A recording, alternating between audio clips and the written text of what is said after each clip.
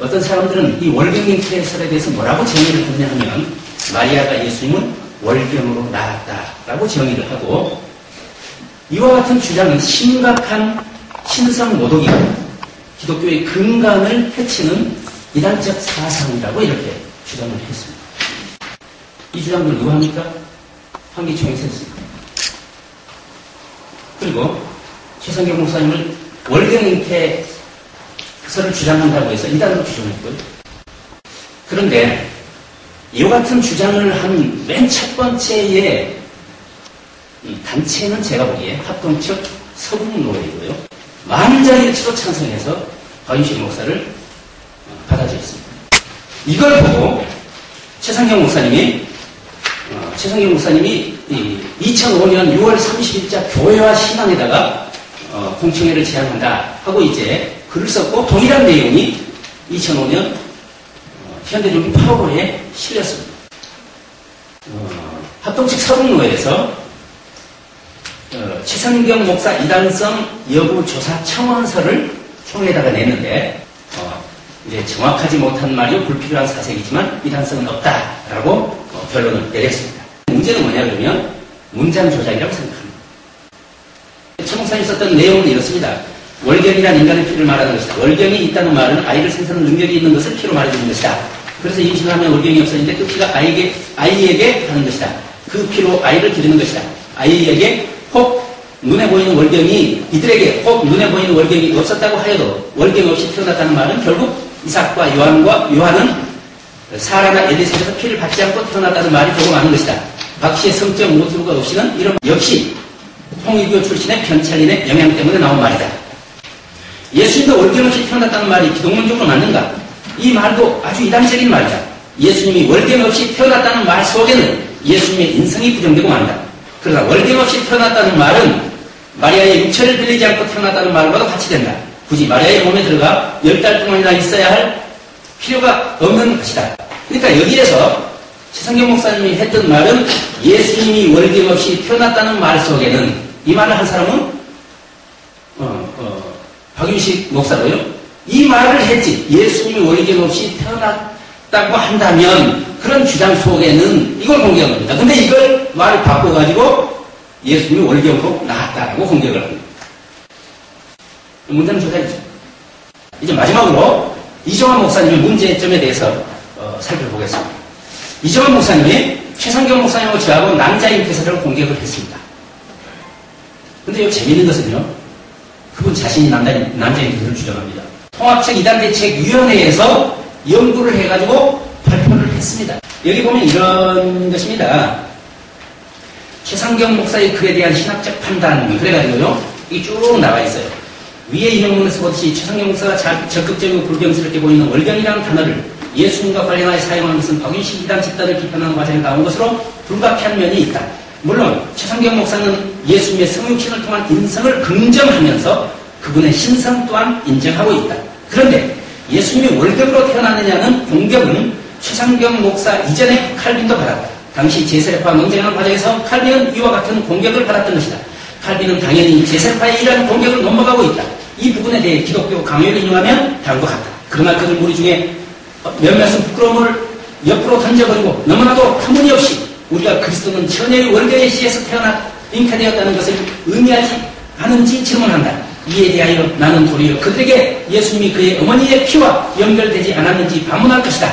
그들은 이 사실을 인정해야만 할 것이다. 칼빈을 비롯한 개혁파 진영에서는 예수님의 몸은 마리아의 실체적인 연결을 갖는다는 주장으로 이 견해에 대해 격렬하게 반대하여 그 후 우리 교단의 전통인 개혁파 진영에서 만든 몇몇 신조에도 칼빈의 이러한 사상은 확인되고 있다. 이 부분에 해당하는 신조를 인용하면 다음과 같다. 벨직 신앙 고백서 18항 성육신. 그러므로 우리는 그리스도께서 그 어머니의 인간의 살을 취하셨다는 것을 부인하는 제세파 이단들에 반대하여 다음과 같이 고백합니다. 그리스도는 자녀들의 살과 피를 공유하며 이렇게 쭉 설명이 나와 있고요. 하이델베르그 신조. 성령으로 잉태되어 동정녀 마리아에게 나시고라는 뜻은 무엇입니까? 대답. 그것은 현재나 장래나 참되며 영원한 하나님이신 영원한 하나님의 아들이 성령의 능력으로 동정녀 마리아의 살과 피로부터 참된 사람의 본질을 취하셨으며 벨시 신앙고백서 있는 내용입니다. 웨스트민스터 신앙고백서. 여기 보면 마리아의 자궁 안에서 그녀의 본질을 취하셔서 잉태되셨다. 이제 통합측에서는 이걸 이렇게 해뒀는데요.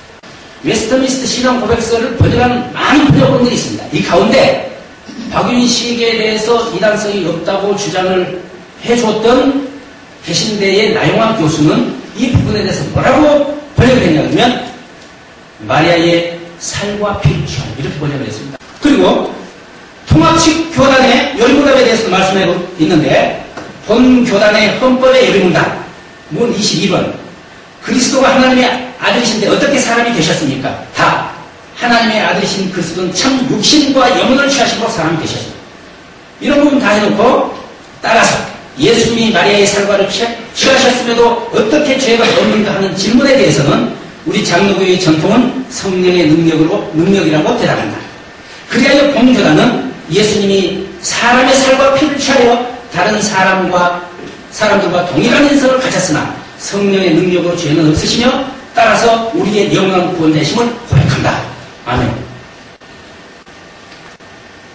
그런데요, 이 책에서 이정환 목사님이 뭐라고 했느냐 그러면 이 이대위 연구보고서가 문제가 되는 것은 최 목사의 월경 잉태론을 비판하는 사람들에 대해서 예수님이 마리아에게서 살과 피를 받지 않았다고 주장하는 것으로 오도하고 오도했습니까? 모두들 다 그런 주장을 했거든요. 이 같은 비판을 이단자들의 주장으로 몰아가고 있다는 사실이다. 필자는 예수께서 성령으로 마리아를 통해서 성육신 하심과 신체적 인성을 취하신 것을 부정한 사실이 없다. 이정환 목사님 자기가 마리아에게서 신체적 인성을 취하여 성령의 능력으로 예수님이 탄생하셨다는 것을 부인한 적이 없다라고 이야기를 합니다. 그럼에도 해 연구 보고서는 월경잉태를 비판하는 사람들을 이단자로 몰아가는 최상경 목사의 주장을 그대로 옮겨놓고 있다. 이런 주장을 했어요. 이정환 목사님은 최상경 목사를 공격하는 사람들이 마리아의 살과 피를 받지 않았다는 주장을 한 적이 없다라고 주장을 합니다. 그러나 이것은 완전히 거짓된 주장입니다. 당장 자신도 최상경 목사의 마리아의 잉태설 무엇이 문제인가라는 책을 쓴 이유에 대해서도 필자가 이 글을 쓴 이유는 예수님은 마리아의 피를 단 한 방울도 받지 않았다는 내용으로 신문에 기고하자. 당신은 마리아의 피를 단 한 방울도 받지 않았다고 신문에 기고하니까 최상경 목사는 그걸 공개했다는 겁니다. 그 글을 기고했다는 것은 예수님이 마리아의 피를 단 한 방울도 받지 않았다. 그 주장 아닙니까? 그리고 자기는 그런 주장을 한 적이 없다. 최상경 목사를 공개하는 사람들도 그런 주장을 한 적이 없다라고 주장하는 겁니다. 또 정말 재미있는 것이 있어요. 이 책에 25페이지 보면 당신 남자님께서 주장해요.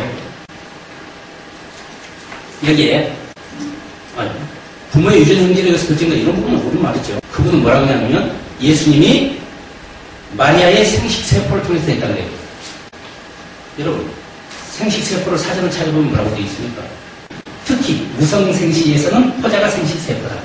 유성생식에서 생식세포는 배우자가 되며 이는 일반적으로 정자와 난자를 의미한다. 당신은 최상경 목사와 저를 난자인 태세라고 주장하고 남자라는 것은 마리아가 피조물인 마리아에서 난 것이니까 예수님을 피조물이 하는 것이라고 해서 자신은 마리아의 생식세포를 통해서 예수님 나셨다고 하고 그렇습니다. 그런데 그 생식세포는 사진을 찾아보면 남자와 정자입니다. 그리고 앞에 한 방도 받지 않다고 또 제가 보기에는 그런 주장을 했다가 최상경 목사님이 인성을 부인하는 거다. 예수 인성을 부인하는 것이다. 그러니까 뒤에는 이 부분을 바꾼 것 같아요. 이 부분만 살짝 바꿨는데 앞에 내용도 동일하게 있습니다. 완전히 왔다 갔다 하고 모습.